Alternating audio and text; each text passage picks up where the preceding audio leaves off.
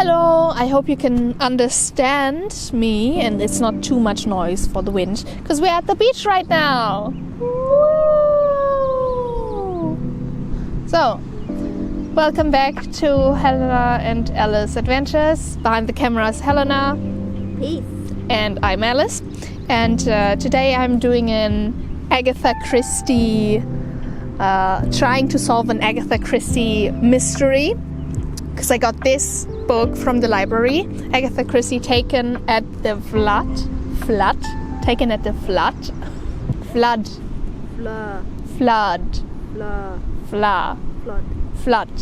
kind of. It's an Hercule Poirot mystery novel, and I will read it, take you on a little reading vlog with me, and we will try to guess who the murderer is before Poirot does. So I will start reading this now, and then I will update you, and we will try to solve this mystery together. See you soon!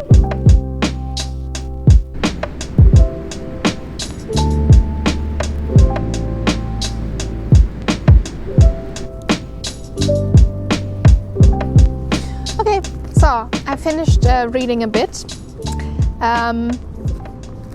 So I read the setup. This is the setup we've got going. Okay, so it starts in the Coronation Club in 1944, where we meet Hercule Poirot, who is listening to the story of Major Porter, who used to be a military man. And Major Porter, he is reading the newspaper, and in the newspaper there's an article about Gordon Claude. Gordon Claude has recently died, and Major Porter knew him because he was his warden.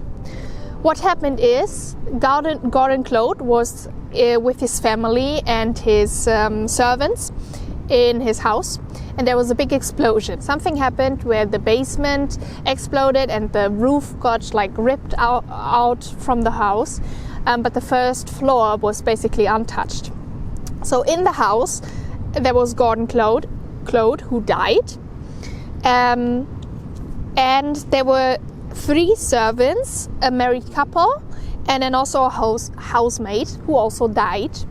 And then there was his wife. His wife is Mrs. Roseline Underhay. She is said to be around 25 years old, so he was quite a bit older. Miss Roseline Underhay, she lived, and also did her brother, who I don't know the name of yet, but because he had a bedroom in the first floor, and so he made it out, and everyone else was in the basement. Then we get to know that Mrs. Roseline Underhay, her name is Underhay because she was once married to a Robert Underhay, who they met in, I think they met in Cape Town or something, and they were living together in Africa. They married pretty quickly, but then she was feeling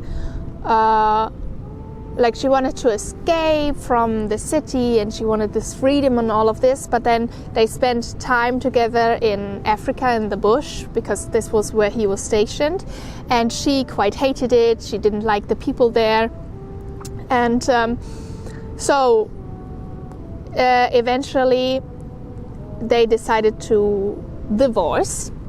He sent her home and divorced her, but he was talking to Major Porter because they knew each other, and he was telling him oh, I think I'm not the man for divorce, I don't like divorces, blah blah blah.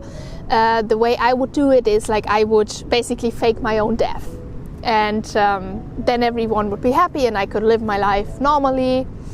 And he told him, yeah, and if I die, don't be surprised if there will be a guy named Enoch Arden just, turning out somewhere in the world, living his life, basically implying that he would take the name of Enoch Arden and live another life completely separate. And so eventually Robert was reported dead. So he died somewhere in Africa, but there were almost no witnesses. There were only like people around that knew him and that would basically do everything he tells them to do. What happened in 1944? 1944, the article was in the newspaper that Gordon Claude had died, the tragedy. 2 years later, we are at Hercule Poirot's house, and a woman turns up. This woman is Mrs. Claude, and she is married to Dr. Lionel Claude, which is the little brother of Gordon Claude. And Gordon also had another brother whose name was Jeremy. So these three are brothers: Gordon, Jeremy, and Lionel. And so now this is the sign for marriage, because they are two rings, you know, like marriage. Mrs. Claude goes to Poirot and is like, oh, she is kind of spiritual in a way. So she has lots of like fake Egyptian pearls and stuff clinging from her. And she tells Poirot that she had seances with the Ouija board, and there she got the message to come to Poirot for help, because she connected to a spirit called Robert, Robert Underhay, and Robert Underhay, this spirit sent a message through the Ouija board which said, I am not dead, tell R, so tell Roseline, tell my wife I'm not dead. And this is why Mrs. Claude comes to Hercule Poirot and says like, oh, I think he's not dead, can you please help me find him, because then we could reunite these two, you know. And she was so sad when Gordon died and da da da. And Poirot's not quite into it, because he says like he doesn't believe in Ouija boards and all of this stuff. And also he says like, oh, my pay rate is quite expensive. And basically Mrs. Claude tells him, oh, we really don't have any money, but it would be such a noble thing to do. And, you know, if you do it, then I think money would be no problem, you know, if you can make it. But right now I cannot pay you. And so basically Poirot says no. But then he reads an article in a newspaper that says that a guy named Enoch Arden died in a little town somewhere. And so this is how like the setup of the story is. This is how everything is connecting right now. Okay, now we'll go back, because it's getting cold at the ocean. We're going back to the camping van. I will read some more. We will eat something, and I will check back with you once I get more of the book done.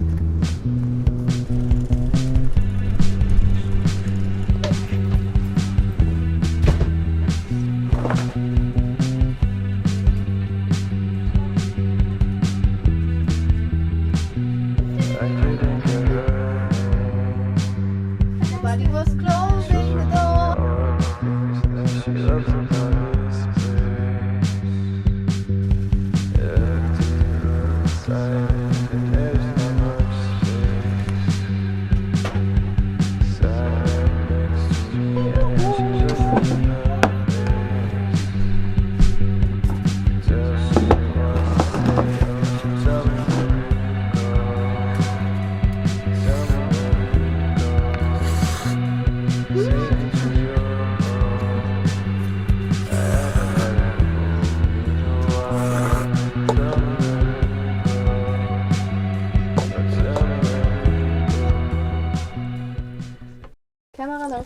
Okay, so I just said a whole thing, talked a whole lot, and I didn't have the microphone on me, so I'm doing this a second time. Yeah, that's my second take.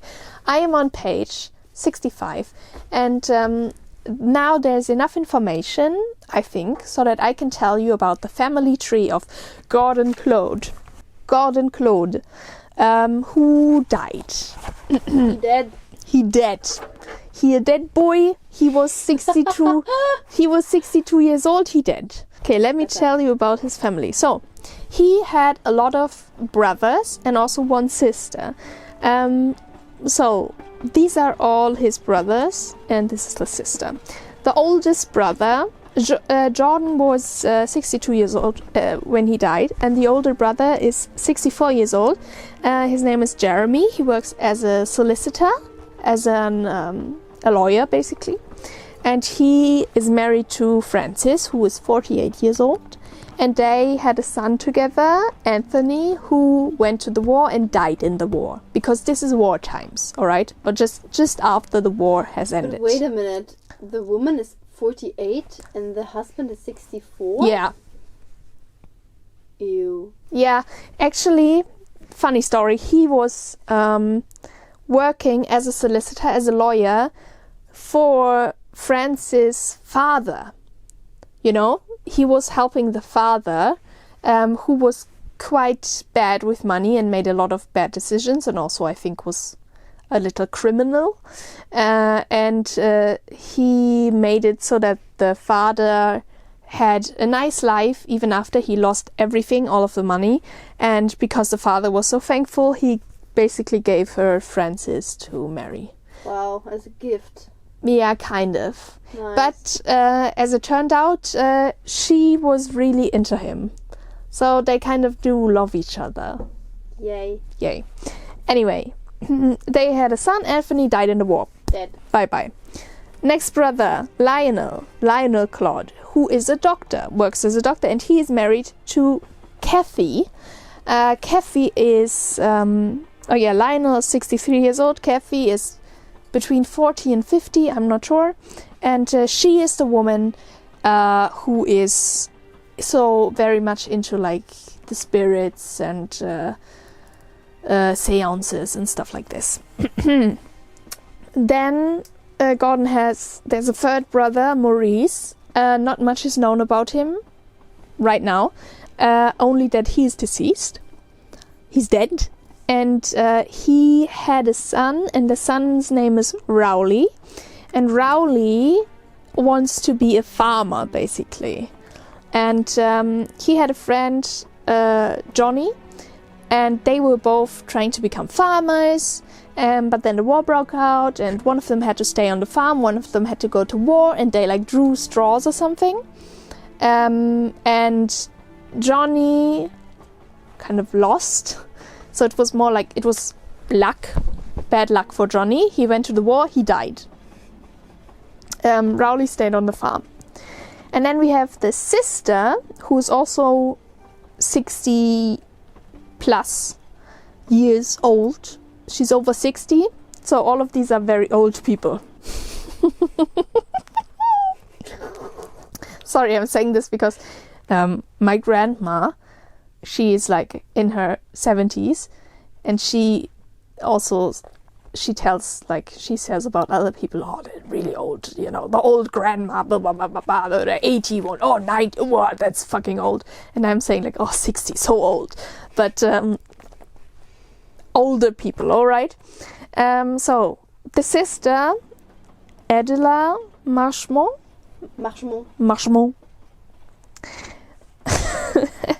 Why are you laughing at? She was once married, but her husband died, so she's a widow. Lots of dead people all over the place. She's a widow, and she has a daughter whose name is Lynn. And Lynn went to war and now came back. And Lynn is engaged to Rowley, so they are cousins, but also engaged. And Gordon was their uncle, you know? Ew. Yeah. And now we have also, of course, Gordon's new wife, which is Roseline, who was Roseline Underhay, but is now Roseline Claude. And Roseline has a brother whose name is David Hunter. And David Hunter, it just said like, oh, he's an Irishman. But I think David, Rowley and Lynn are all around the same age, and Rosalind too. I think they're all about 25 years old, like somehow in this age range. So now, the thing is, Gordon was very rich, very, very rich, And he, with his money, tried to really take care of the family. He told everyone not to save up. You know, he was paying everyone. He was kind of giving his money to his family very, very, very generously. And he also made a will, of course, where if in the case he died, the money should go to the family members. But now he is married again. And so this old will that he did before his marriage is basically nullified. Yeah, it's nullified. It's done. And it is said that probably he wanted to make a new will, which then also would include every family member and Roseline. But he got back to London, and then I think 2 days later the explosion was there and he died. So he never got to make a new will. And now all of his money goes to Roseline. And the family gets nothing. And that's a problem. Roseline also cannot just... Like, the money is not fully hers. It's more like in a trust fund almost. So if something would happen to Roseline, if she would die, the money would go to his next kin, which would be Jeremy. And now we have this family where every single family member has money problems right now, because there was war and now the money maker is gone. So basically, Jeremy, he has a law firm, and he did some very bad things. He was supposed to take care of some trust funds, and he took money out of it, used it for himself. So now he has to pay all of the money back into the funds before anyone finds out, because what he did, of course, it's illegal. So he needs to get money to be able to cover up what he did and to be able to keep his law firm afloat, because he made some bad decisions and the law firm will go bankrupt. He will go bankrupt. And then we have Kathy and Lionel, the doctor, which I don't know what money problems they have yet, but Kathy told Poirot at the beginning of the novel that they also have some quite bad money problems, and that also Kathy, she invested in something because spirits told her, and now the investment has gone really, really bad and she's lost a lot of money. So also they would benefit from some money, certainly. Then there's Adela, who lives in the house, I think where they grew up in, or like in a long-time home, which is called the White House. But the house is way too big, she cannot pay it, and she has always lived, like, she has got monthly money from Gordon for her and for Lynn. And now that Gordon is dead, she cannot afford the house. So she has to move. And there are lots and lots and lots and lots of things piling up where she has to pay money, like for her new roof tiles and for like a new kettle or something she bought, whatever. So she needs money.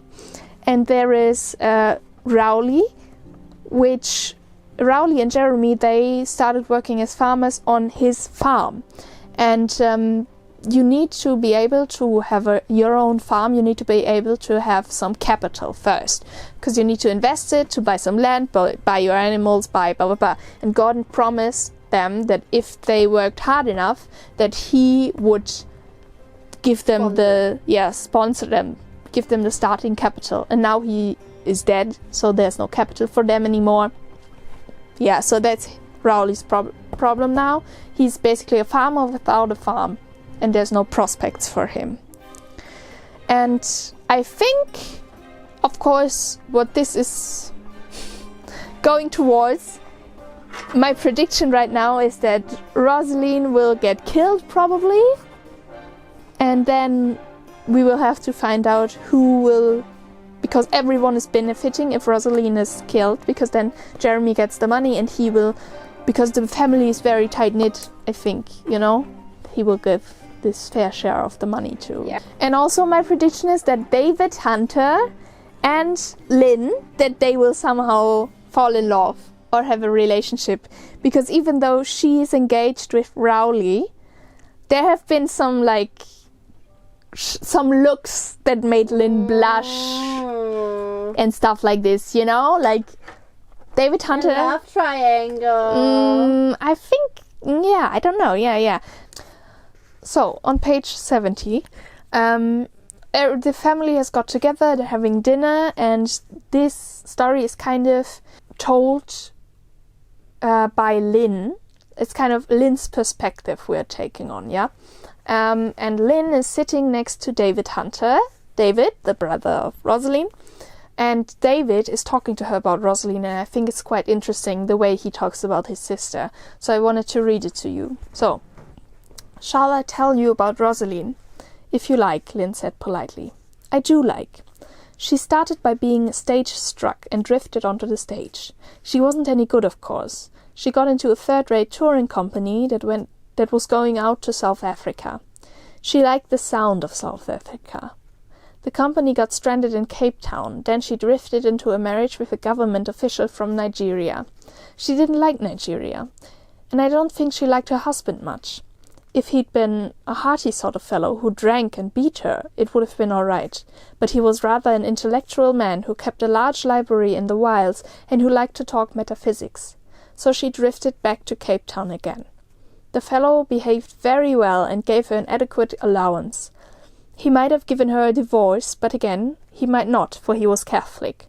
But anyway, he rather fortunately died of fever, and Roseline got a small pension. Then the war started, and she drifted onto a boat for South America. She didn't like South America very much, so she drifted onto another boat, and there she met Gordon Claude, and told him all about her sad life. So they got married in New York, and lived happily for a fortnight. And a little later he was killed by a bomb, and she was left a large house, a lot of expensive jewelry, and an immense income. It's nice that the story has such a happy ending, said Lynn. Yes, said David Hunter. Possessing no intellect at all, Roseline has always been a lucky girl, which is just as well. Gordon Claude was a strong old man. He was 62. He might easily have lived for 20 years. He might have lived even longer. That wouldn't have been fun much for Roseline, wouldn't it? She was 24 when she married him. She's only 26 now. She looks even younger, said Lynn. David looked across the table. Roseline Claude was crumbling her bread. She looked like a nervous child. Yes, he said thoughtfully, she does. Completely absence of thought, I suppose. So, what we learn from this interaction is her brother and basically the whole family thinks of Roseline as, they always say something like, she's not a lady, she's not sophisticated, she's a bit stupid, she's a bit dumb, naive, no thoughts, head empty. And she also behaves kind of more like a child, like she's very scared, doesn't really know what to do, doesn't talk much, and is always like looking for her brother to give her advice or permission or whatever. So that's kind of her thing. And everyone thinks that she's a gold digger, and even her brother said like, oh, it's very fortunate that her first and second husband, but they both died, and so she got what she wanted, which is the money. And what I think is also interesting is that Roseline is or was an actress, and Agatha Christie famously does not like actors or actresses, singers, and so when she will have an actor in her story, they most often than not turn out to be the murderer or turn out to be the bad guys. And so now, because I know this, I'm thinking, what if Roseline, like, she will somehow turn out to be a bad person? I'm not sure.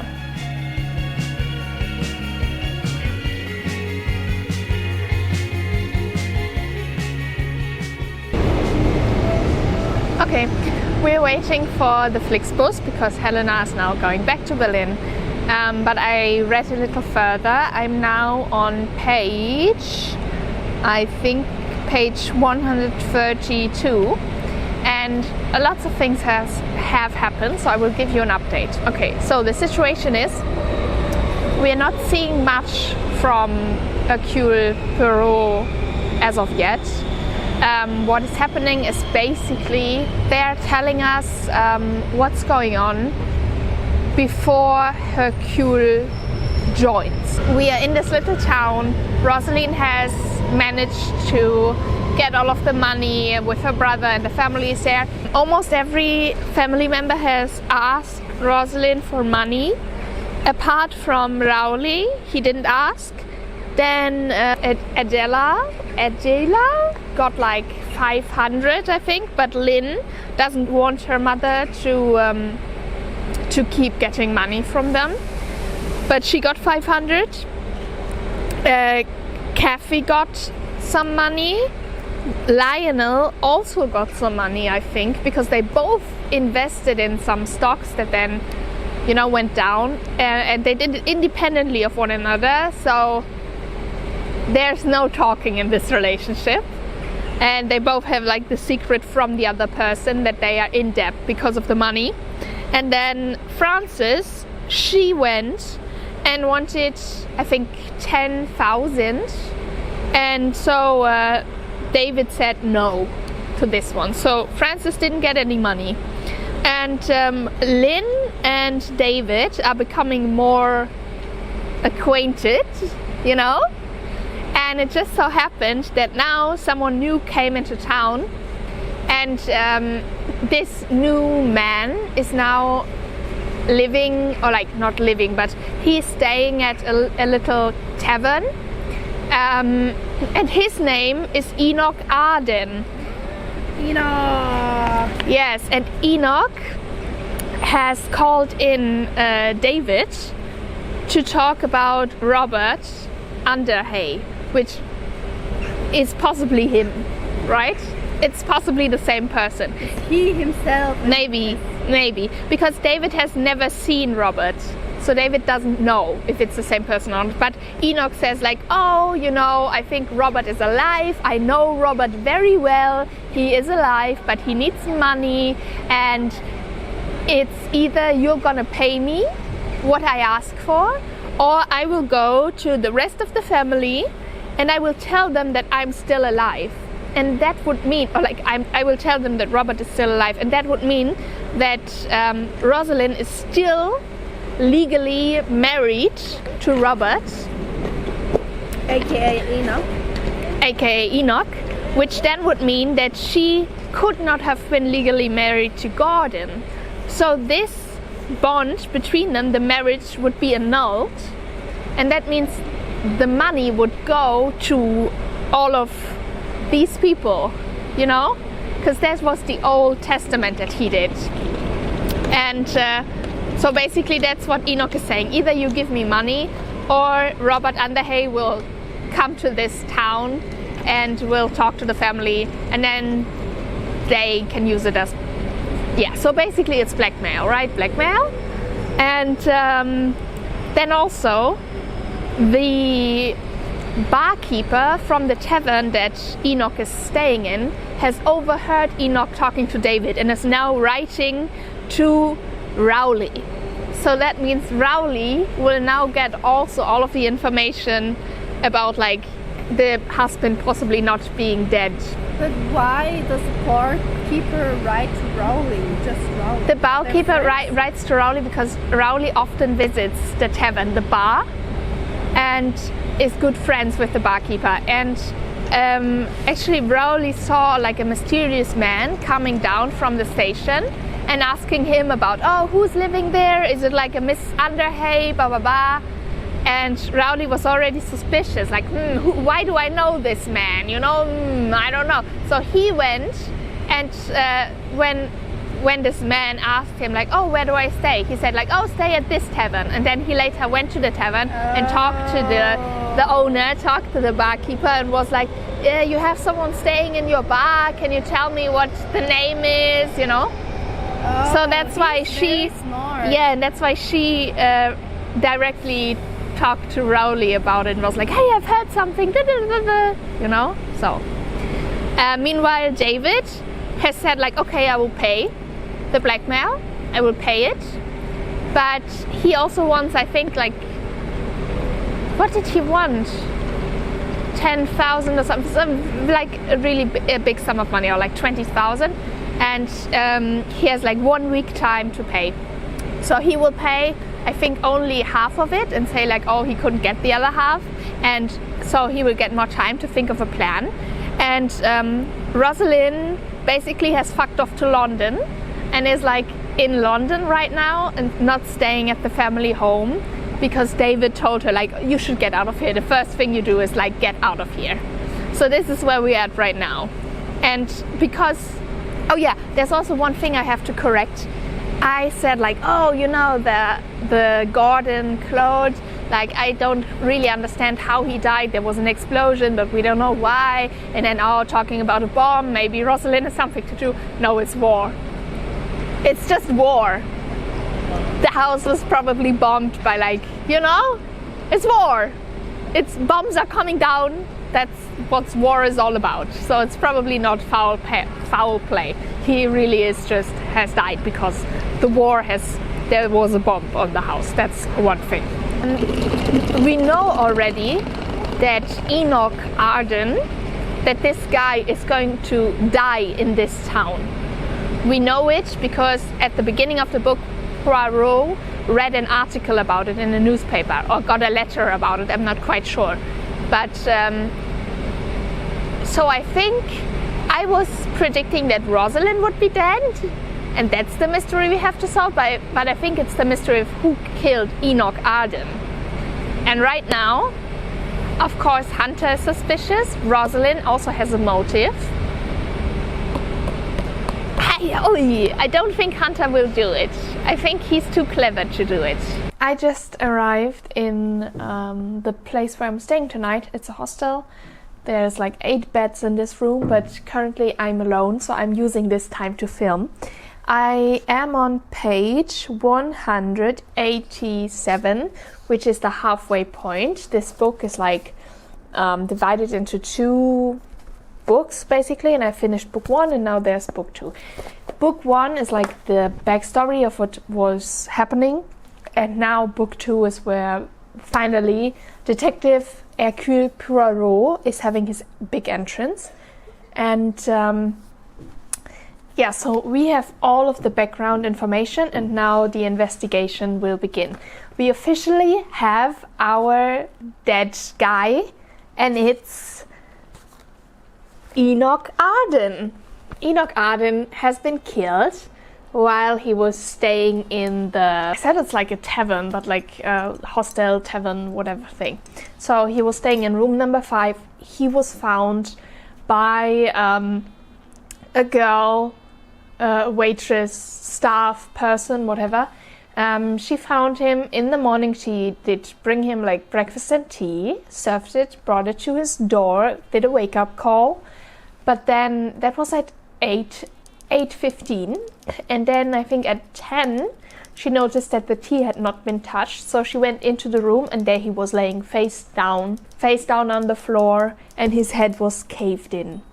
So yeah, she immediately knew he was dead. And also the doctor that then was called because he was simultaneously in the tavern is Lionel Claude. So he was one of the first people to see the dead man, Enoch Arden.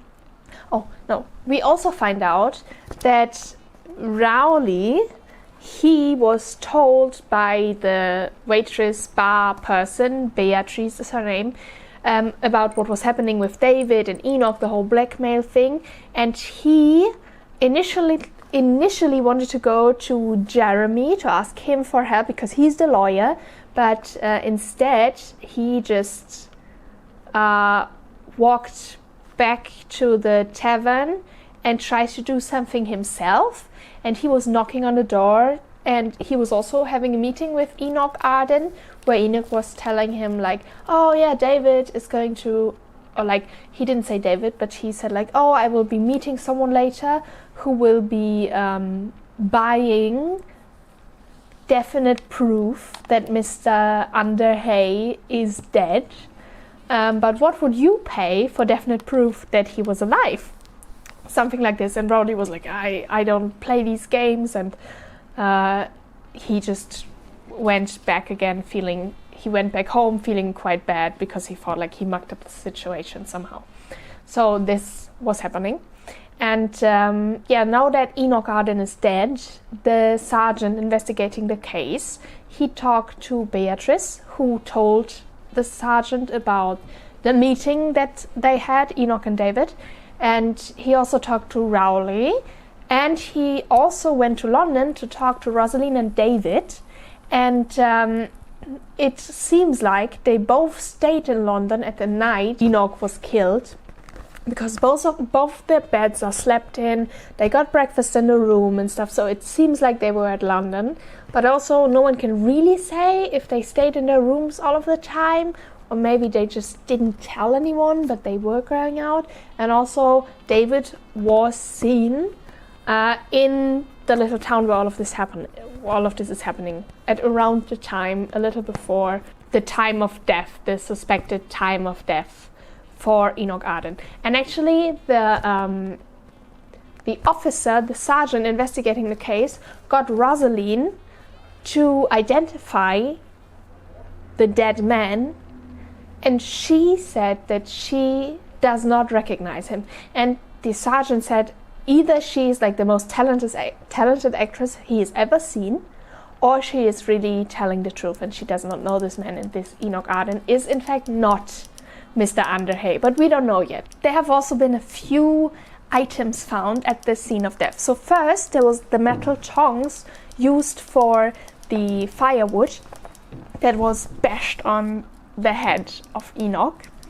Then there was a lighter, a gold lighter with initials in it. I think that initials are like DH. And this belongs to David Hunter. And we also see a scene where he is like looking for it and then realizing it's not there. So this is definitely David Hunter's lighter was found at the scene. And then there was also a lipstick in a gold casing, which had like a brownish color. And we have a wristwatch that Enoch was wearing, who was smashed, and the time stopped. And the time stopped at 10 minutes past 9, the time stopped. But the sergeant, the official time of death is between 8 p.m. and 11 p.m. And the sergeant says, maybe this is always a good way for criminals to establish a false alibi. Just put the time, put the clock to the right time and then smash it. And then it looks like this is the time of death when it's not. So we don't know if we can trust the wristwatch. So my prediction right now, I will always kind of suspect Roseline, just because she's an actress. And I think there's more to her than this really childlike wonder and naivete that she has. Maybe I'm wrong, but I can see it being a good plot twist kind of when she is wicked. And also just the way the sergeant said, either she really does not know him or she's the best actress that I've ever seen. Kind of that this topic of the actress was brought up again makes me suspicious of her. And this is just Agatha Christie's fault, okay? And then also, I do not think it was David. I truly do not think it was David. And I think, who does this lipstick belong to? Also, for all of you who are excited about the love triangle that is David, Lynn, and Rowley, David and Lynn shared a passionate kiss, and then David called Lynn and was like, I really think this could never work. I'm going back. I'm leaving London. I wanted to stay because of you, but it could never work. You will be you're such a nice girl, and I am just a rotten, evil man. And even if I try to be straight for you, it's just not in my nature. So just forget about it. So that's the love drama that's happening.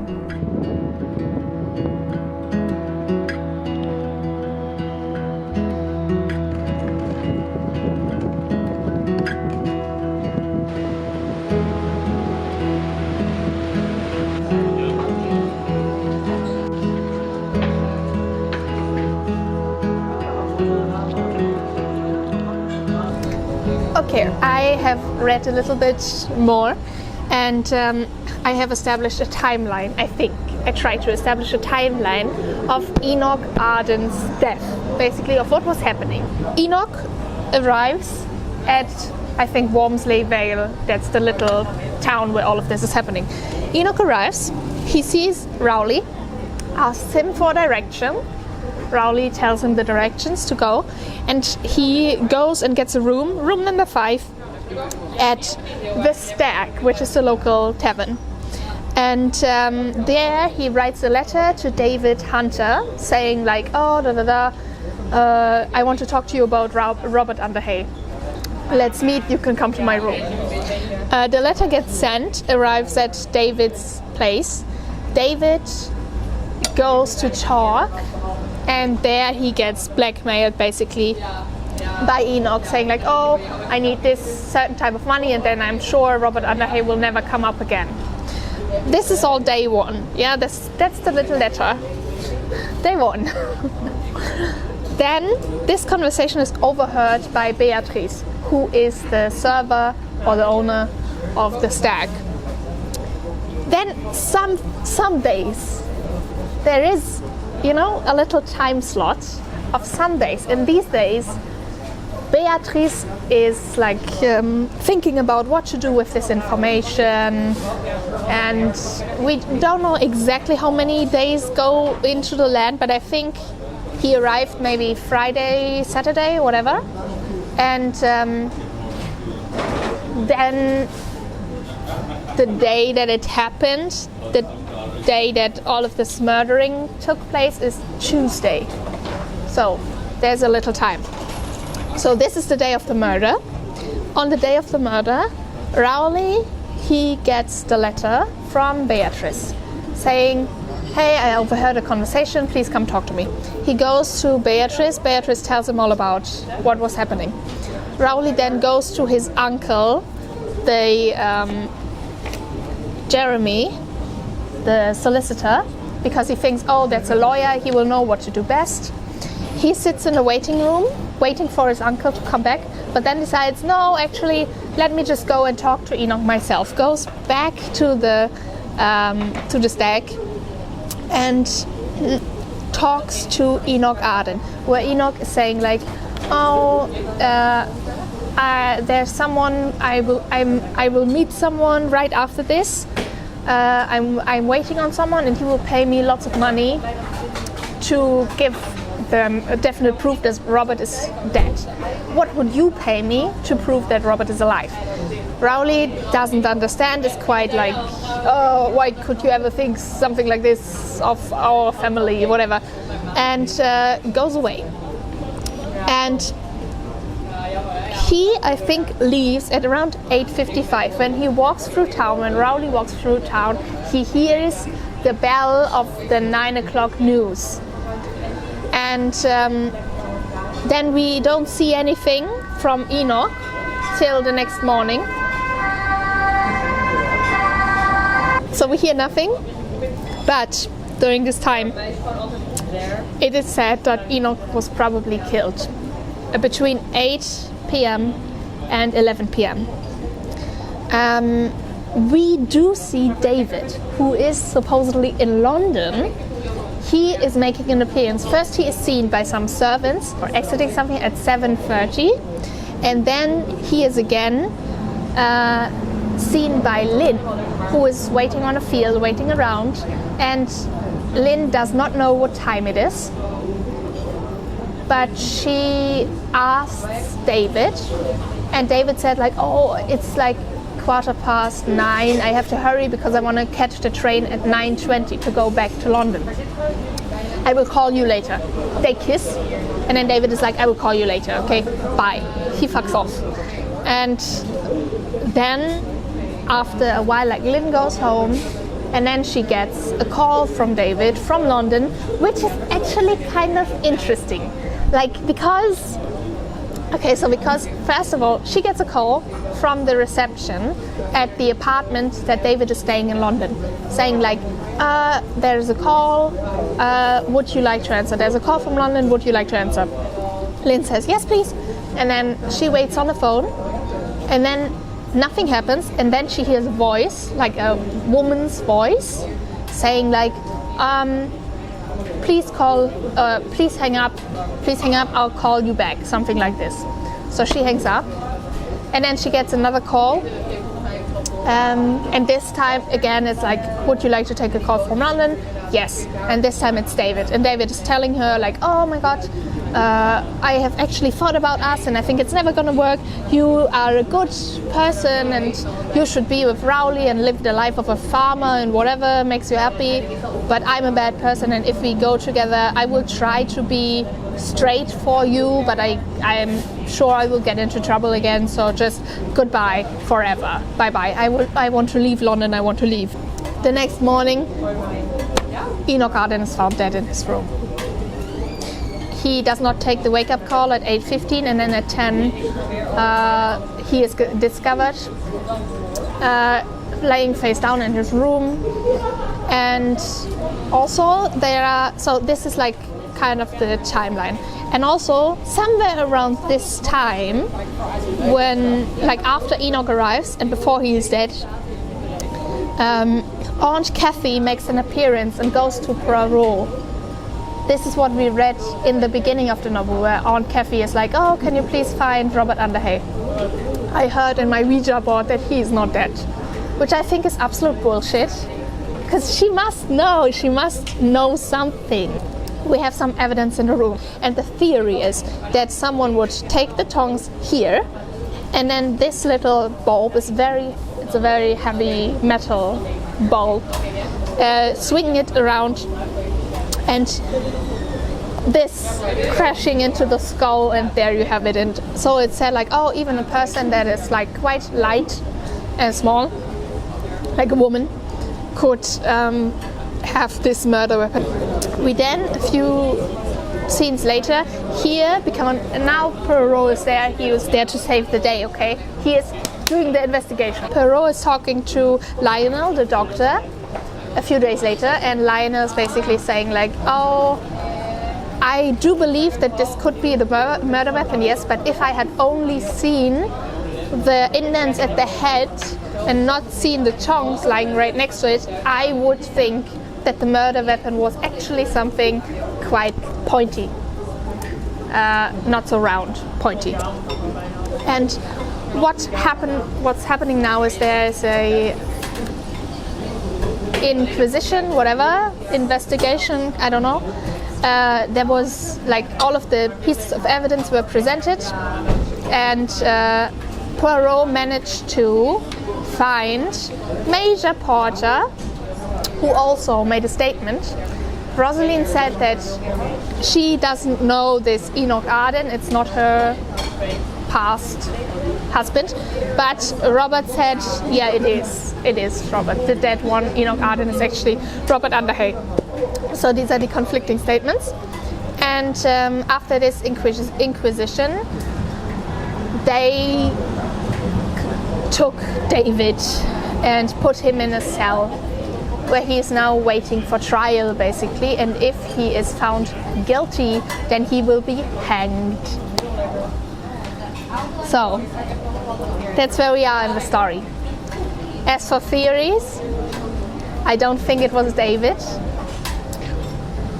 I think it could still be Roseline, being quite stupid actually, because I think,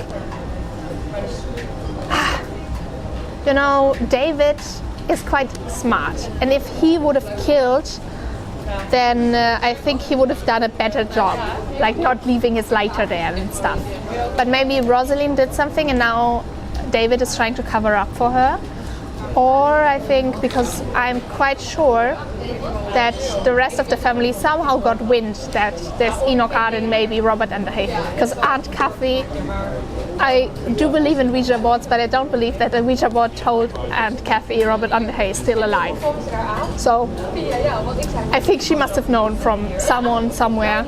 So there could be a possibility that actually Rowley was not the first one to go to see Enoch Arden and talk to him. But it could be that the other family members also went and talked to Enoch Arden.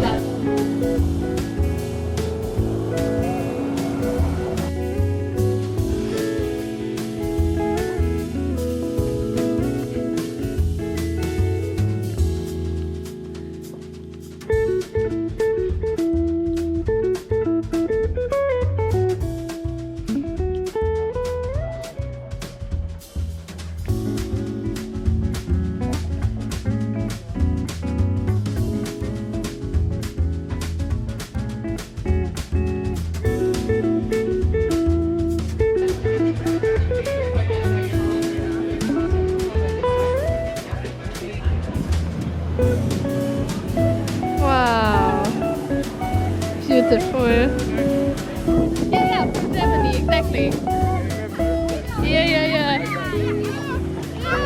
I will start to update more frequently now because more stuff is happening. I want to talk about two things. One, Poirot met with Roseline Claude, who in my opinion is suspect number one, met with Roseline in the church and had a very interesting talk. She was like basically saying, oh, I wanted to come here to confess, but I can't confess, and I'm a sinner, and blah, blah, blah. And Poirot says, we are all sinners. And then Roseline answers with, oh, the lies I've told. You told a lie about your husband, about Robert Underhay. It was Robert Underhay who was killed there, wasn't it? This is Poirot asking. That's Poirot asking. She turned sharply on him. Her eyes were suspiciously wary. She cried out sharply, I tell you it was not my husband. It wasn't the least like him. The dead man was not in the least like your husband? No, she said definitely. Tell me, said Poirot, what was your husband like? Her eyes stared at him. Then her face hardened into alarm. Her eyes grew dark with fear. She cried out, I will not talk to you anymore. And then she left. And Poirot nodded his head with a good deal of satisfaction. Ah, he said, so that's that. He walked slowly out into the square. What do you mean that's that, Poirot? What do you mean? What do you see from this interaction? Do you think she's lying? Do you think she's telling the truth? It was her husband, right? It must have been Robert Underhay. Maybe he had like a twin brother or something. Second interaction, also very, very interesting. Poirot went back to the Stag, like the hotel tavern thing where he's staying at, and there he meets an old woman who starts talking to him and being very fucking racist and actually using a racial slur that is written out in the book. And when I read it, I audibly made a sound. I audibly gasped and was like, this cannot be published like this, right? But it's just written out on the page. She tells Poirot that she saw a woman, exiting room number 5 at like 15 past 10. And she heard the woman exiting the room talking to the man in the room. So that would mean that if the man in the room is Enoch Arden, then he was still alive at 10:15. Which then means that David couldn't have been the killer because he was definitely in London and he took the train at 9:20, right? And now we have this woman that's involved.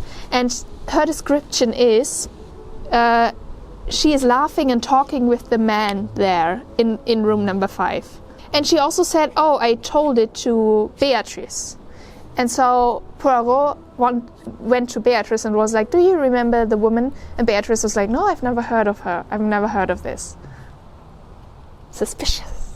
Description of the woman coming out of the room. She was wearing an orange scarf around her head, and I should fancy a good deal of makeup. She was in number 5 talking to Arden at 10:15 on Tuesday night. Poirot goes to the investigator. The investigator tells him about the lipstick, what he found out. Poirot says it's good quality and it's a dark cherry red, worn by a brunette. I don't know why he thinks, oh, it's dark cherry, so the woman wearing it must have brown hair. But anyway, we know now they found out about like which women wears which shade of lipstick. And this dark cherry red is worn by Roseline Claude and by Lynn Marchmont. And Frances uses a more subdued color. Aunt Kathy doesn't use any lipstick at all, and Lynn's mom, Miss Marchmont, uses a pale mauve shade. And Beatrice, the woman at the tavern, wears lipstick that's not that expensive. Also, I don't know why always in crime novels there will be like earrings or a fucking lipstick or some face powder lying around, and I'm just always asking myself, who is going out with fucking lipstick in their bags and then just leaving it at places? Do you just randomly take out your lipstick and apply it and then just leave it somewhere? Is that what you usually do? Wearing an orange scarf around her head with a good deal of makeup on does not sound like Lynn. It does sound like Roseline. But why would she laugh with Enoch Arden?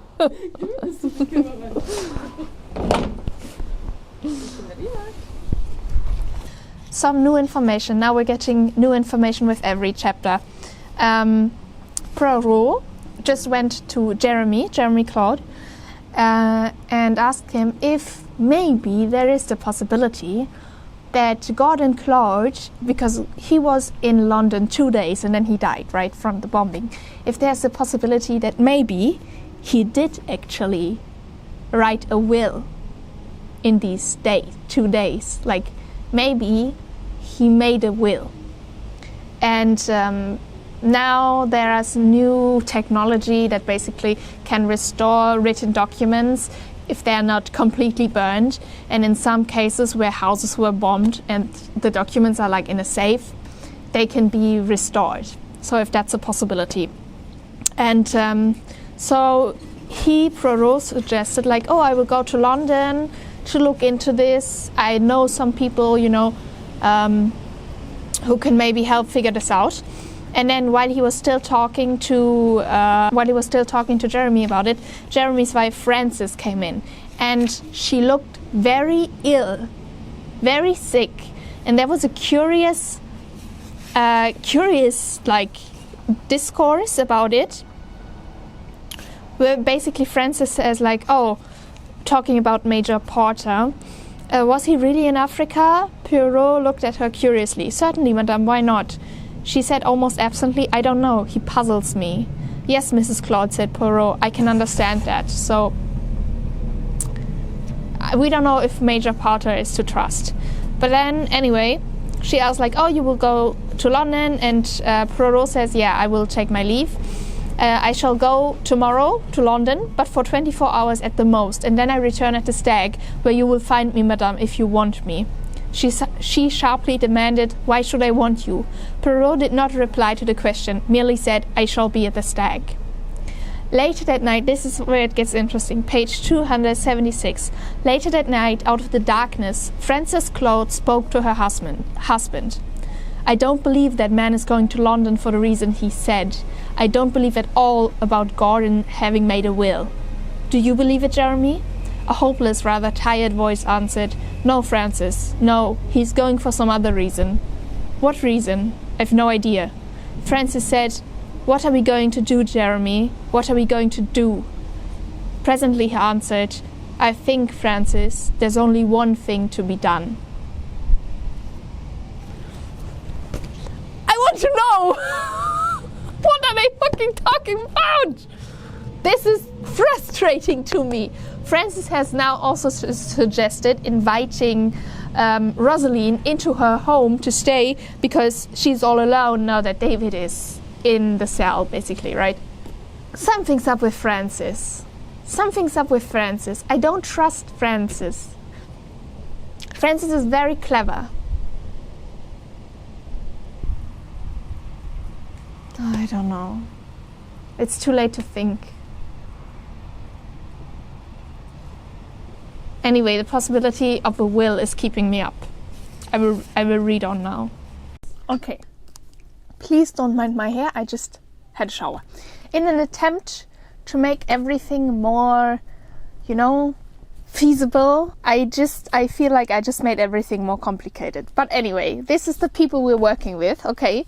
We have here the Claude family, we have Gordon Claude, we have the lawyer with his wife, the doctor with his wife, the mother of Lynn, who we have Rowley, we have Roseline and her brother, we have her husband, Robert, and who is possibly also Enoch Arden, and we have Major Porter over here. This one is Beatrice, She is the owner or waitress, whatever, at the stag. And this one is the racist lady that Poirot was talking to. And these are the 3 servants that died under Gordon. Our status right now is Gordon dead. He died. Okay, he's definitely dead. Then we have Robert, possibly dead, but also possibly Enoch Arden. We don't know, right? And these are all dead. They died. Okay. And this one, Enoch, of course, also dead now. So this is the murder that we're trying to find out what is happening. And now I am on page 278, and Poirot just went back to London because he wanted to ask if maybe he thought like, oh, maybe these 3 servants, maybe they talked to someone about what was going on in the house. Maybe if Gordon made another will before he died, maybe they would know. But the police said like, that's quite. I don't think it's possible to find anyone they talk to, since all of them come from like far away. And then he went over to Major Porter's house to talk to him because, again, Major Porter is the one who said like, this is definitely Enoch Arden is definitely Robert Underhay, right? And he is arriving in front of his house, and there's a police officer standing there, and they get to talking, and Poirot said, I wish to see a Major Porter. And the police officer, you are a friend of his, sir? No, I shouldn't describe myself as a friend. What has happened? Gentleman has shot himself, I understand. I don't believe it for 1 second. Major Porter is now also dead. Supposedly he shot himself, but I think he was killed. I don't think it was David who's the killer. I don't think it was Lynn. I don't think it was the doctor, but I'm not so sure, so we'll not cross him out yet, but I really don't think it was him. I'm pretty sure it was not Rowley. I will mark this. I don't think Rowley. I think I also pretty sure it was not him. And also not Beatrice or the racist lady. But I think that maybe someone could have used her routine because she's staying there every year, since this is a place where her husband is buried. So routinely she stays there every year, and she always goes up to her bedroom at a specific time, always like 10:15. And there she ran into the random mystery woman. And I think maybe someone could have used that knowledge to establish an alibi, or to establish, like, they could have used the thing, like, because she heard the mystery woman talking to a man inside, but the man does not have to be Enoch Arden, right? It could be any of the other men in here. And maybe they used this to kind of plant false evidence that he was still alive when he was already dead, or something like this. For the mystery woman, I think it could either be, I think it was either Francis or Kathy. And that's why when the racist lady told Beatrice, hey, I saw this woman, Beatrice did not tell it to the police because she knows that the woman she saw is like Rowley's aunt, and she wanted to protect the family. I think that's my working theory right now. And now I'm gonna read on. New information, yeah? We found out that Major Porter, he shot himself while he was like sitting on a chair, shot himself, the gun is next to his hand. Poirot went into his room, looked at it, and he was very meticulous in life. Everything was well organized, everything was well planned. What you'd think a person like this would do, especially like he's a military man, he does everything in his life very exact, is leave a note, like a goodbye note.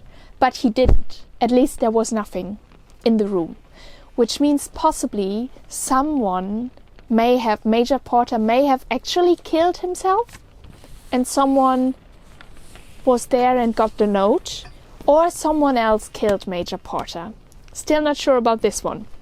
And then the next thing, Poirot went and talked to Frances, and she told Poirot that the dead man, Enoch Arden, was in fact not Robert Underhay. It's not Robert Underhay. Instead it is her cousin, Charles.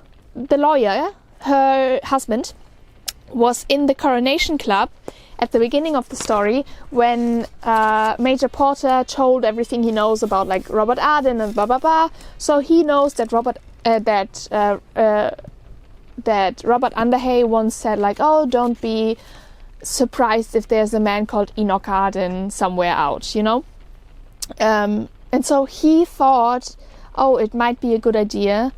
Or like he told his wife, and the wife said like, oh, I made a plan, and it's not quite sure how much her husband knows, but I think really not a lot. I think it's mainly her thing. She asked her cousin Charles, her second cousin or something, if he could pose as Enoch Arden to get the money that they need, because the lawyer again is in debt, could face prison, and they needed a 10,000, right? And she asked Roseline. Roseline didn't want to give it to her, so she like told her cousin, okay, you can pose as Enoch Arden, pose as like Robert Underhay, and then get the money this way, like blackmail. And he did it. He posed, and so the thing is, Roseline actually was right when she said that's not her husband, because it was not her husband. But Major Porter lied, which means, and he was apparently quite depressed for some time, and also he had some difficulties with money, so that means someone of the family will have bribed him to lie. And it must have been even before Poirot came and asked him about it. So someone of the family, other than Francis, must know Major Porter somehow and bribed him to say the wrong thing. And then maybe, possibly because he was so like he felt so much guilt about it, about having lied, he killed himself, and maybe he wrote a message saying like, this is because this and this, and I'm telling everything, this and this bribed me. And so now the note is missing, which means that the one who's the blackmailer may have also either stolen the death note or killed Major Porter. And apparently it's not Francis. Francis did not blackmail Major Porter.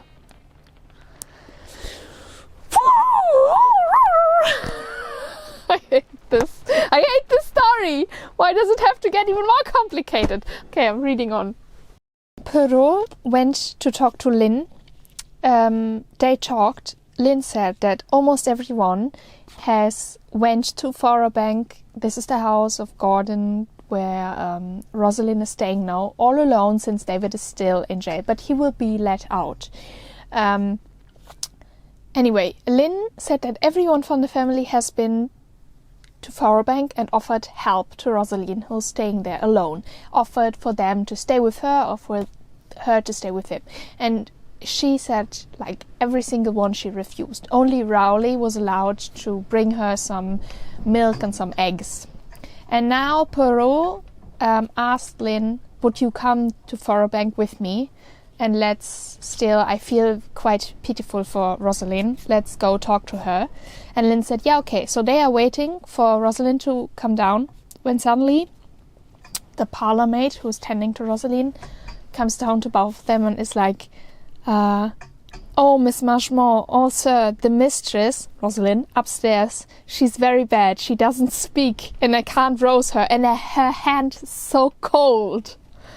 So Poirot and Lynn are going up there, and Roseline was lying, apparently asleep. Her long dark lashes lay on her cheeks, her head turned naturally into the pillow. There was a crumpled up handkerchief in one hand. She looked like a sad child who had cried who had cried itself to sleep. Poirot picked up her hand and felt her pulse. The hand was ice cold and told him what he already guessed.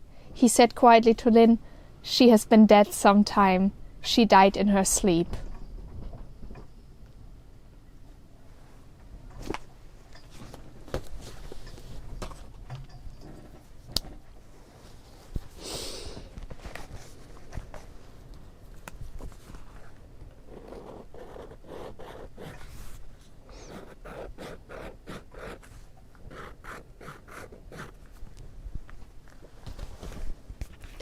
Rosalind is dead, and she was the one that I thought was most suspicious. And she was 26 years old and healthy. So this, she died in her sleep. She was killed. I think so. Because now that it is very, now that it's clear that this one was actually not Robert Underhay, and that Robert Underhay really is dead. For the family, that means they are back to ground zero, right? The marriage between Roseline and Gordon was indeed official. And so now she still gets all of the money, they get nothing. So what is the next best step? Of course, get rid of Roseline. And that's what has been done. But who's the murderer then? And also, about the mystery woman that was seen in room number 5 and then going out. There was a man on the other side of the street who saw this woman, like dressed in a shawl, makeup, blah, blah, blah, saw her talk in a telephone box and called someone. And we also know that at the same time, at 10:10, Aunt Kathy, she called Lynn, also from a telephone box, because she said like her home telephone was out of order. So, and she said to Poirot in a sentence that was like, she said that like she didn't have enough money for the telephone box, so she went up to someone and asked them to exchange her some money that she could use. And she said like, oh, she kind of recognized the face, but she couldn't pin it somewhere. It was like the face of a ghost, like, you know, someone in her memory that she could not quite place. So I think either Kathy was in the phone box talking and she wore all of these things and she was the mystery woman, or if it wasn't Kathy, then the mystery woman, I don't understand anymore. A small white cardboard box beside the bed bore a label. 1 powder to be taken at bedtime. Yeah, Roseline was taking pills. Her doctor, Lionel, actually gave her pills to help her go to sleep and to like anti-anxiety, things like this. So maybe, using his handkerchief, he pushed the box open. There were 3 powders left. He moved across to the mantelpiece, then to the writing table. The chair in front of it was pushed aside. The blotter was open. A sheet of paper was there, with words scrawled in an unformed childish hand. I don't know what to do. I can't go on. I've been so wicked. I must tell someone and get peace. I didn't mean to be so wicked to begin with. I didn't know all that was going to come of it. I must write down. The words sprawled off in a dash. The pen lay where it had still be flung down. Poirot stood looking down at those words written. Lynn still stood by the bed looking down at the dead girl. Then the door was pushed violently open and David Hunter strode breathlessly into the room. Poirot was talking to the sergeant, who is on the case. And the sergeant had the same theory that I had, that Roseline was actually not in London but was back there and blah blah blah. But then Poirot said like, can I ask you 2 questions? The sergeant said, yes, of course. Those sleeping powders in the box by Rosalind Claude's bed, what were they? The superintendent looked more surprised. Those? Oh, they were quite harmless. Bromide. Soothes the nerves. She took one every night. We've analyzed them, of course. They were all quite alright. Who prescribed them? Dr. Claude. When did he prescribe them? Oh, some time ago. What poison was it that killed her? Well, we haven't actually got the report yet, but I don't think there's much doubt about it. Morphia and a pretty hefty dose of it. Was there any morphia found in her possession? Spence looked curiously at the other man. No. That was question number 1. Question number 2. David Hunter put through a call from London to Lynn Marshmore at 11:05. On that Tuesday night, you say you checked up on the calls. That was the only outgoing call from the flat in Shepherd's Court. Was there any incoming calls? 1 at 10:15, also from 1 at 10:15, also 1 at 10:15, 1 at 10:15, also from Wormsley Vale. It was put through from a public call box.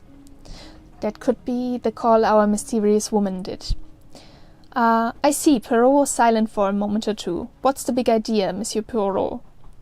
That call was answered. The operator, got a response from the London number. I see what you mean, said Spence slowly. There must have been someone in the flat. It couldn't be David Hunter. He was on the train on his way back. It looks then as if it must have been Rosaline Claude. And if so, Rosaline Claude couldn't have been at the stag a few minutes earlier. What you're getting at, Monsieur Poirot, is that the woman in the orange scarf wasn't Rosaline Claude, and if so, it wasn't Rosaline Claude who killed Arden. But then why did she commit suicide? The answer to that, said Poirot, is very simple. She did not commit suicide. Rosaline Claude was killed. I knew it. Rosaline was killed! But who killed Arden? We've eliminated David. It was not David. I knew it. It was not David. That's true. Those two were the only ones with a shadow of a motive. Yes, said Poirot. Motive. It was that which has led us astray. If A has a motive for killing C, and B has a motive for killing D, well, it does not seem to make sense, does it, that A should kill D and B should kill C? Because you see, you have here two different kinds of crime. And consequently, you must have two different murderers. Two murderers. Okay, I think we're so close. We have to do our final theories now. Enoch is dead. They are all dead. This is the Dead Boy Club. Okay? Dead Boy Club. We have a murderer for Rosalind. And we have possibly also a murderer for Enoch Arden, which could be two different people, or as Poirot suggests, are two different people. I think definitely David is in the clear. It was not David. I don't think he killed either of them. Okay, so I think the racist lady is of course in the clear. She's not a murderer. And also I don't think Beatrice would be a murderer. No, I don't think so. Where do you get morphine? It would make sense that Lionel, the doctor, or everyone from the family came to offer help. Maybe the doctor, Lionel, because it was already a few weeks ago that he gave her the bromide, the anxiety calming pills. Maybe he came up with more pills and was like, here you go, just to keep you blah blah blah, and those were morphine. And so then she would take them thinking it was still her old permission, her own prescription, when it was not. And the doctor would also make sense to have gotten some morphine. And I am quite suspicious of Aunt Kathy, although I don't think that Aunt Kathy was the woman in the phone box. I think she met the woman in the phone box and didn't quite recognize her. It would make sense that the woman who was chatting and then at the telephone box was actually Frances, because she's the only one who knew that it was her cousin and who had a relationship with her cousin where they both could chat with one another and laugh and stuff. So it would make sense for Frances to be the mysterious woman and then make a phone call to London to talk to Rosaline? I don't get it. I don't think it was Rowley. I think Rowley is clear because he's a nice dude. I also don't think it was Lynn. I really don't think it was Lynn. Maybe if someone had a motive to kill Enoch Arden, but does not have a motive to kill Roseline, and someone else had a motive to kill Roseline but does not have a motive to kill Enoch, and they switched, you know? So you can never find out who killed who. So who had a motive to kill Roseline? All of the family members, basically. Who has a motive to kill Enoch? Roseline and David. So if one of the family members killed... I don't get it, nah. Somehow I don't believe it was Francis. And also, what did Roseline do that made her say like, oh, she's so wicked and blah blah blah? Okay, I think a man killed Enoch Arden because the murder weapon was suggested to be the tongs, and that's something that someone who is not that big, not that strong could do. But actually, I think the murder weapon was the fire curb, because Poirot checked the fire curb, and the fire curb is has a corner, and one part of it was dirty and the other one was clean, so someone might have scrubbed it clean. Maybe a man dressed as a woman. That would make sense. That no one could recognize him. And do you know who was out that night? Dr. Lionel. Because he was he was with the car attending to some... I think maybe Lionel... Okay, this is my theory now. My theory. Lionel killed Enoch. Lionel did it. Dressed as a woman. Out with his car. This is the thing. Okay, Lionel killed Charles or Enoch. That's my theory. And then as to who killed Roseline, I would also suggest Lionel. But now that Poirot said it has to be two murderers. So, okay, Lionel killed someone. All right, Lionel killed someone, and I'm suspicious of both Kathy and of Jeremy. I'm sure I could come to a better prediction if I had more time, but I really want to finish this book. We have here, have we not, 3 deaths? You agree to that, do you not? 3 people are dead. Spence looked at him curiously. I should certainly say so. You're not going to make me believe that one of the 3 is still alive. No, said Poirot. They are dead. But how did they die? How, that is to say, would you classify their deaths? Well, as to that, Monsieur Poirot, you know my views. 1 murder and 2 suicides. But according to you, the last suicide isn't a suicide. It's another murder.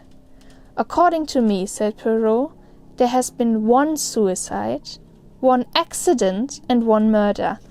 I believe that it was an accident, Enoch Arden, because he just smashed his head on the fire curb and died.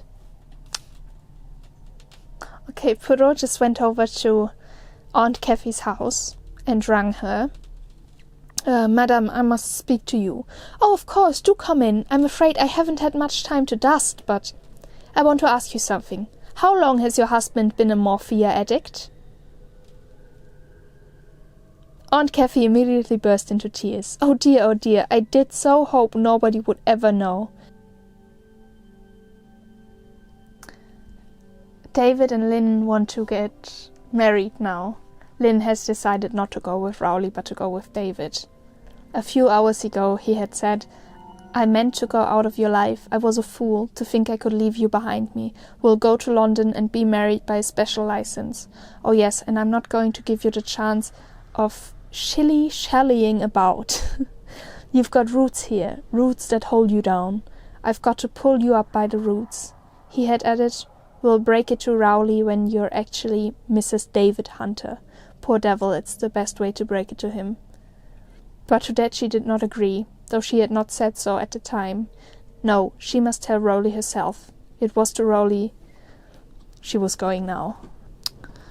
Okay, Lynn is saying to Rowley, I will marry David. Rowley's not taking it as well. Not taking it at all. He came nearer to her. The blood was welling up in his neck. The veins on his forehead were starting out. That look in his eyes.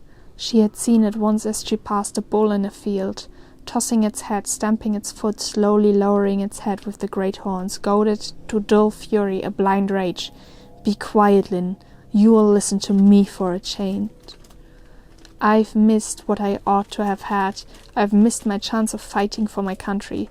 I've seen my best friend go and be killed. I've seen my girl, dress up in uniform and go overseas. I've been just the man she left behind her. My life's been hell. Don't you understand, Lynn? It's been hell. And then you came back. And since then, it's been worse hell. Ever since that night at Aunt Kathy's, when I saw you looking at David Hunter across the table. But he's not going to have you, do you hear? If you're not for me, then no one shall have you. What do you think I am?" Rowley, she had risen, was retreating a step at a time. She was terrified. This man was not a man any longer. He was a brute beast. "I've killed 2 people, said Rowley Claude. "Do you think I shall stick at killing a 3rd? Rowley. He was upon her now, his hands around her throat. "I can't bear it any more, Lynn." The hands tightened round her neck. The room whirred. Blackness, spinning blackness, suffocation, everything going dark. And then suddenly a cough, a prim, slightly artificial cough. Rowley paused, his hands relaxed, fell to his sides. Lynn, released, sank in a crumpled heap on the floor. Just inside the door, Hercule Poirot stood apologetically coughing. "I hope," he said, "that I do not intrude. I knocked. Yes, indeed, I knocked, but no one answered. I suppose you were busy." "Did you think of killing her?" "Yes," said Rowley. "It was the day she came to the farm. There was no one else here. I thought then I could kill her quite easily. She looked pathetic and very pretty, like the calves I'd sent to market. You can see how pathetic they are, but you sent them off just the same. I wondered, really, that she wasn't afraid. She would have been if she'd known what was in my mind. Yes, it was in my mind when I took the lighter from her to light her cigarette. I don't know why I didn't kill her," he said wonderingly. "I thought of it. One could have faked it up as an accident or something." "It was not your type of crime," said Poirot. "That is the answer.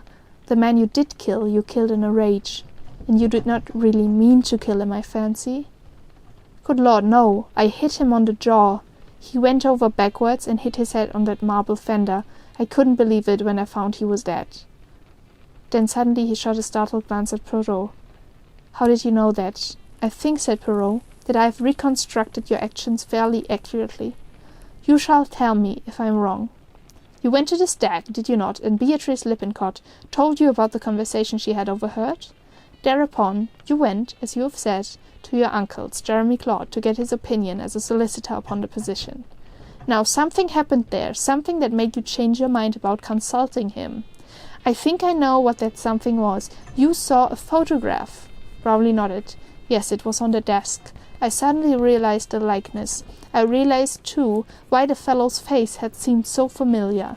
I tumbled to it that Jeremy and Francis were getting some relation of hers to put up a stunt and get money out of Roseline." Okay, so Rowley noticed the resemblance of the photograph of Francis' father to her, and also the resemblance of this father to Enoch Arden, because they have a very strong likeness. The family all looks like Francis' family. So he noticed this. Yeah, they put up a stunt and get money out of Roseline. It made me see red. I went headlong back to the stag and up to number 5 and accused the fellow of being a fraud. He laughed and admitted it, said David Hunter was going to come across all right with the money that very evening. I just saw red when I realized that my own family was, as I saw it, double-crossing me. I called him a swine and hit him. He went down as I said." There was a pause. Poirot said, "And then?" "It was the lighter," said Rowley softly. "It fell out of my pocket. I'd been carrying it about, meaning to give it back to Roseline when I saw her. It fell down on the body and I saw the initials, D.H. It was David's, not hers. I dragged the dead man in the middle of the room and turned him over on his face. Then I picked up those heavy steel tongs. Well, I won't go into details. I wiped off fingerprints, cleaned up the marble curb. Then I deliberately put the hands of the wristwatch at 10 minutes past 9 and smashed it." Rowley struck his fingers on the table. "It was like a bad dream, a horrible nightmare. I began this thing and I'd got to go on with it. I wanted the money to get Lynn, and I wanted Hunter to hang. And then I couldn't understand it. The case against him broke down. Some story about a woman who was with Arden later. I couldn't understand. I still can't understand. What woman? How could a woman be in there, talking to Arden after he was dead? There was no woman, said Poirot.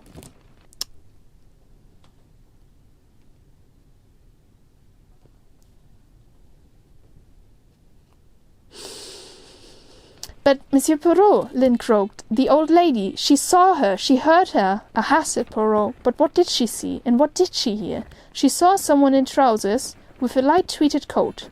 She saw a head completely enveloped in an orange scarf, arranged turban-wise, and a face covered with makeup and a lipstick mouth. She saw it in a dim light, and what did she hear? She saw the hussy draw back into number 5, and from within the room she heard a man's voice saying, "Get out of here, my girl." Eh bien, it was a man she saw, and a man she heard. Yes! At least one thing is right! It was a fucking man disguised in woman's clothing. Yes, I'm not so stupid after all.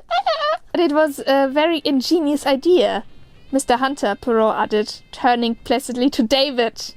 What do you mean? David asked sharply. It is now to you that I shall tell a story. You come along to the stag at 9 o'clock or thereabouts. You come not to murder, but to pay. What do you find? You find the man who had been blackmailing you lying on the floor, murdered in a particularly brutal manner. You think fast, Mr. Hunter, and you realize at once that you are in imminent danger. You have not been seen entering the stag by anyone as far as you know, and your first idea is to clear out as soon as possible, catch the 9:20 train back to London, and swear hard that you've not been near Wormsley Vale. To catch the train, your only chance is to run across country. In doing so, you run unexpectedly into Miss Marchmont, and you also realize that you cannot catch the train. And when you tell her that the time is 9:15, she accepts your statement without any doubt. To impress on her mind that you do catch the train, you invent a very ingenious scheme. In fact, you now have to plan an entirely new scheme to divert suspicion from yourself. You go back to Furrow Bank, letting yourself in, quietly, with your key, and you help yourself to a scarf of your sister's. You take one of her lipsticks, and you also proceed to make up your face in a highly theatrical manner. You return to the stag at a suitable time, impress your personality on the old lady who sits in the residents-only room, and whose peculiarities are common gossip at the stag. Yeah, see? Everyone knows that she's always there, and she has the same routine every time. Then you go up to number 5. When you hear her coming to bed, you come out into the passage, then withdraw hurriedly inside again, and proceed to say loudly, "You'd better get out of here, my girl." Poirot paused. A very ingenious performance, he observed. "Is that true, David?" cried Lynn. "Is it true?" David was grinning broadly. This motherfucker! That, said Poirot, has been a great difficulty. Motive. You and your sister had a motive for killing Arden. Every member of the Claude family had a motive for killing Roseline. David said sharply, "She was killed then? It wasn't suicide?" "No, it was a carefully premeditated, well-thought-out crime. Morphia was substituted for bromide in one of her sleeping powders, one towards the bottom of the box. You see, practically any of the Claudes could have substituted the morphia. Aunt Cathy could have tampered with the powders before they left the surgery. Rowley came here up to Furrowbank with butter and eggs for Roseline. Mrs. Marchmont came here. So did Mrs. Jeremy Claude. Even Lynn Marchmont came. And one and all they had a motive. David Hunter and Rosaline Claude had a motive for killing Arden, but they did not kill him. All of you Claudes had a motive for killing Rosaline Claude, and yet none of you killed her. This case has always been the wrong way around. Rosaline Claude was killed by the person who had most to lose by her death." He turned his head slightly. "You killed her, Mr. Hunter." "I?" David cried. "Why on earth should I kill my own sister?" "You killed her because she wasn't your sister." Rosalind Claude died by enemy action in London nearly 2 years ago.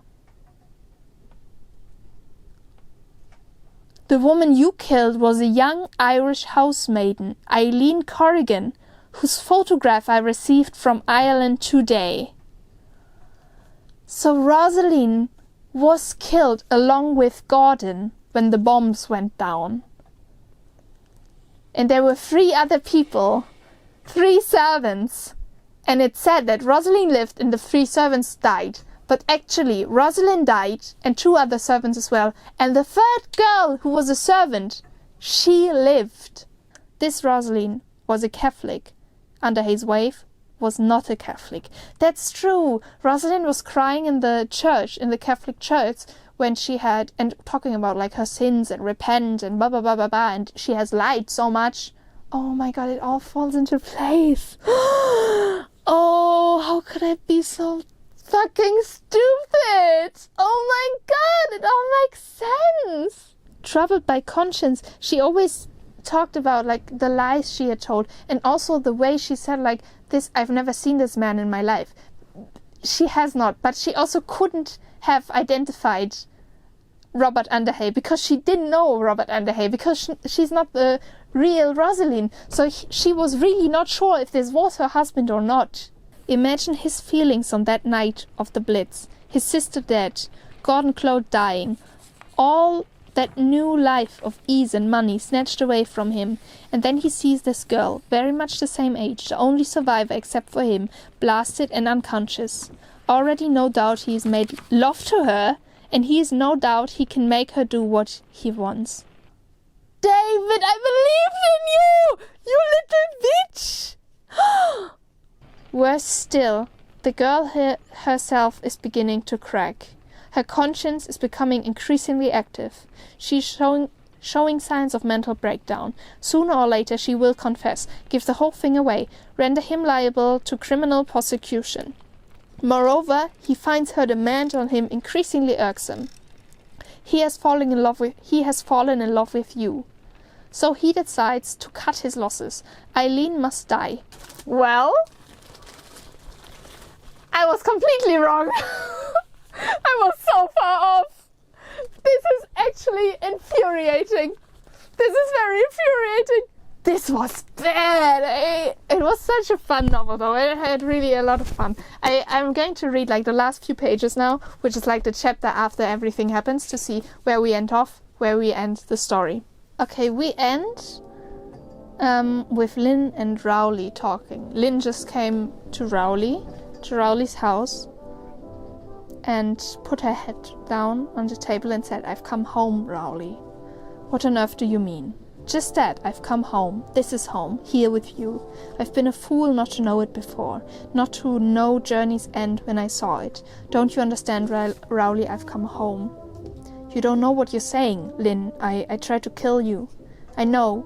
Lynn gave a grimace and put her fingers gingerly to her throat. "Actually, it was just when I thought you had killed me that I began to realize what a really thundering fool I'd been making of myself." "I don't understand," said Rowley. "Oh, don't be stupid. I always wanted to marry you, didn't I? And then I got out of touch with you. You seemed to me so tame, so meek. I felt life would be so safe with you, so dull. I went for David because he was dangerous and attractive, and, to be honest, because he knows women much too well. But none of that was real. When you caught hold of me by the throat and said if I wasn't for you, no one should have me, well, I knew then that I was your woman." Unfortunately, it seemed that I was going to know it just too late. Luckily, Hercule Poirot walked in and saved the situation, and I am your woman, Rowley. Shut the fuck up! Shut the fuck up! If this is truly the end, if she goes to Rowley and is like, "Oh, you almost killed me," and the way you said, like, "If I cannot have you, no one can," it's so sexy, yeah? This is fucking... I hate this. This is not... This is... This is highly problematic. Highly problematic. The feminism is leaving my body as I read this. "It's no good, old girl. You can't marry a gaol bird. Like a prison bird. I don't think you're going to gaol. A policeman would have been around for you before now, if so. Rowley stared. But damn it all, manslaughter, bribing Porter. What makes you think the police know anything about all that, or ever will? That fellow Poirot knows. He isn't the police. I'll tell you what the police think. They think David Hunter killed Arden as well as Roseline. Now they know he was in Wormsley Vale that evening. They won't charge him with it because it isn't necessary, and besides I believe you can't be arrested twice on the same charge. But as long as they think he did it, they won't look for anyone else. This last chapter has ruined the whole book for me. Don't go to the man who tried to fucking murder you! Don't go to the man who tried to murder you! Don't go to the man who tried to murder you! Don't go to the man who tried to kill you! Don't! Next time I want to own the book so I can make notes in it and really, really, really, go and do the professional way of trying to solve the next mystery. Let me know what I can change to make it better. I bet this is like a 10-hour long video. But anyway, have a nice day. That's it. Thank you for watching. See you next time. Bye bye. Bye bye.